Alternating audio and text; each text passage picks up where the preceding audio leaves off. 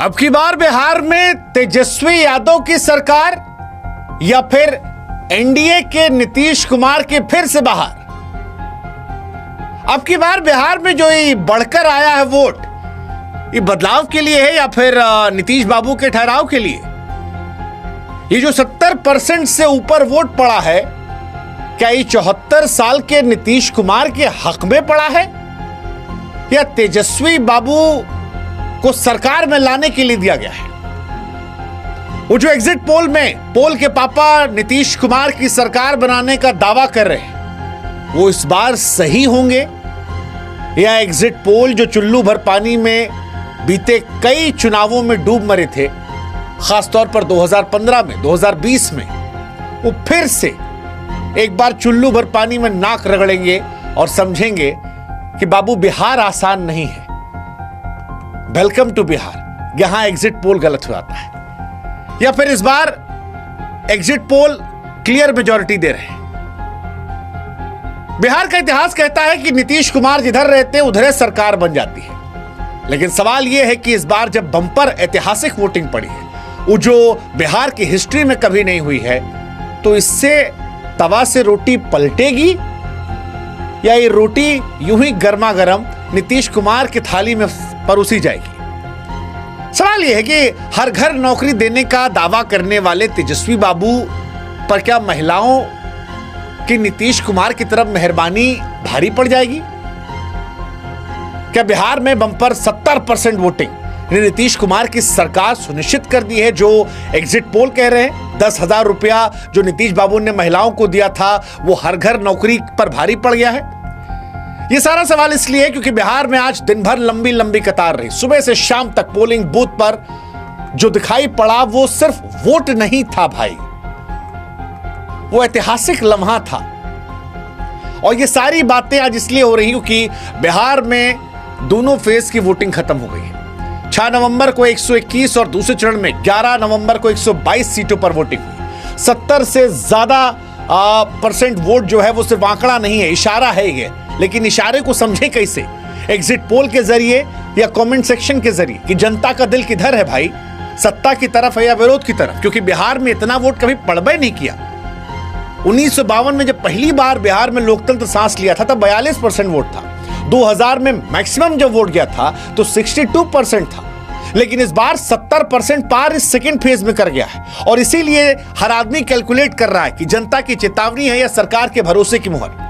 जितना बिहार हम गए थे वहां मैक्सिमम आदमी कह रहे थे कि भैया नीतीश जी का सरकार बन जाएगा, एनडीए जो है वो सरकार बना लेगा। लेकिन एनडीए वालों से पूछते तो कहते थे कि भैया डर तो हमको भी लग रहा है, ऐसा तो नहीं है कहीं हरियाणा हो जाएगा।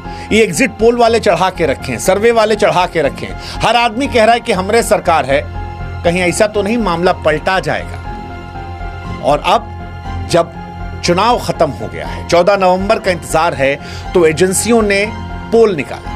अब देखिए, हम पोल तो निकालते नहीं है, तो हमने क्या किया, हमने सारे पोल वालों को पकड़ा और पोल का पापा बना दिया। पोल के पापा कहते हैं कि बिहार में जिन 17 एजेंसियों ने पोल किया उसमें एनडीए को 130 से 209 सीटें मिलने तक का अनुमान है, महागठबंधन को 70 से लेकर 100 तक। हालांकि आप याद रखिए, बिहार के एग्जिट पोल हमेशा शर्मिंदा होते हैं, जैसा हमने कहा भी। 2015 में इन्हीं एग्जिट पोल ने एनडीए को आगे दिखाया था, लेकिन तब महागठबंधन 178 सीट लेकर आई थी। 2020 में महागठबंधन को इन्होंने जीत का ख्वाब दिखाया था, तब एनडीए 125 लाकर सरकार बनाई थी। अब सवाल यह है कि इस बार का एग्जिट पोल क्या होगा?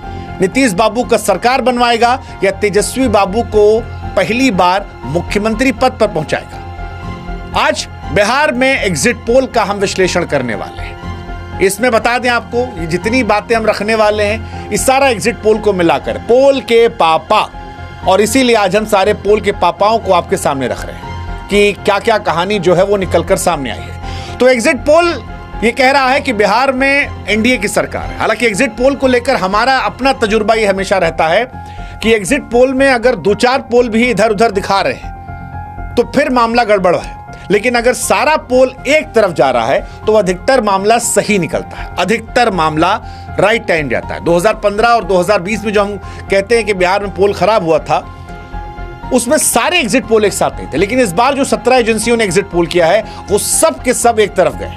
और हम आपको एग्जिट पोल नाम वाइज बता दे रहे हैं। तो दैनिक भास्कर बड़ा अखबार है, हमको पसंद भी है, अच्छा जानकारी देता है। उसके एग्जिट पोल में एनडीए को 145 सीट मिला है, 145 से 160, महागठबंधन 73 से 91। अब जादुई आंकड़ा 125 है, तो यानी वो सरकार से तो बहुत दूर है, उनका कोई लेना देना नहीं है। बाकी सबको 5-10 में समेट दिया, यानी प्रशांत किशोर का मैजिक खत्म है। फिर आईएनएस जो है उसका सर्वे कहता है कि 147 से 167 एनडीए है, 70 से 90 महागठबंधन है, यानी यहां भी महागठबंधन का सरकार में पहुंचने की कहानी नहीं है।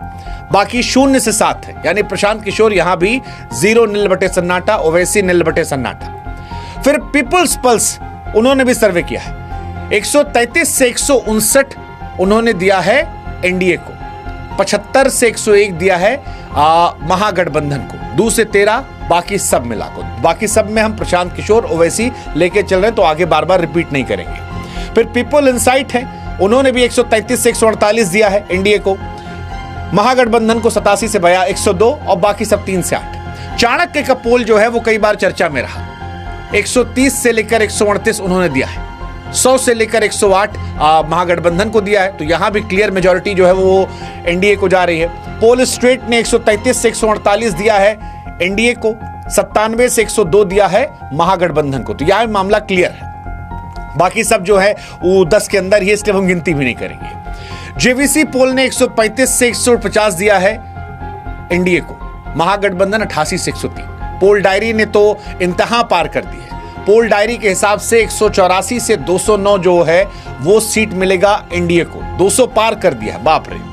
उनके हिसाब से खाली महागठबंधन 32 से 49 पाएगा। अब ये भी अपने आप में इतना वोट डाल दो कि साला आदमी कंफ्यूज हो जाए कि भैया या तो आर या पार, और ऐसे लोग भी कई बार हैरान कर जाते हैं। हो सकता है ये उल्टा भी पड़ जाए, हो सकता है यही सही निकल जाए, क्योंकि चाणक्य भी पहले ऐसे एक तरफा दे दिया करता था और मामला सही बैठा एक दोबार उनका। 184 से 209 पोल डायरी के हिसाब से जा रहा है एनडीए का। टाइम्स नाउ ने दिया है 143 और 95 दे रहे हैं वो तेजस्वी बाबू को। प्रज्ञा पोल है वो 186 दे रही है एनडीए को, वो भी महागठबंधन 50 पे दे रहे हैं। और पी मार्क वाले 142 दे रहे हैं, 80 से 98 महागठबंधन। टीआईएफ वाले 145 से 163 दे रहे हैं, 76 से 95 दे रहे हैं इनको, क्या नाम है आपके महागठबंधन को। न्यूज 24 ने 152 दिया है, कामाख्या वालों ने 167 से 187 दे दिया है। DV research, news 18, Rudra research, इन सब ने भी एनडीए को स्पष्ट बहुमत दिया है, यानी अधिकतर में 130 के ऊपर और 200 के अंदर, 200 के आसपास तक दिखा रहे हैं। इसके हिसाब से माने तो अभी से ये क्लियर है कि बिहार में एक बार फिर से नीतीश कुमार का बनेगा सरकार।